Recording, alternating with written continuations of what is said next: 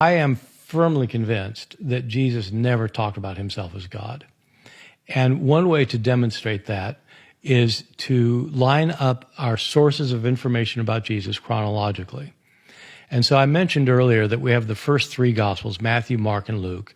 These are called the Synoptic Gospels because they agree in so many places in which stories they tell, the sequence of the stories, even word for word, verbatim agreements, that everybody pretty much agrees that there's some copying going on. Somebody's copying somebody.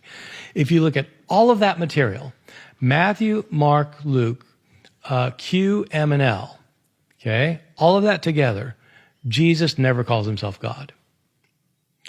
All of our earliest sources. Where Jesus starts calling himself God is the Gospel of John, yes, our last source.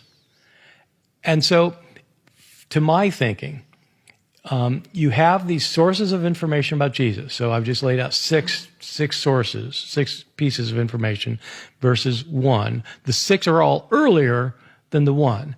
It seems to me completely implausible that 6 authors would describe the sayings of Jesus knowing that he called himself God and neglect to mention that part. Like that bit just isn't important enough to bring up. And so I think it's completely implausible.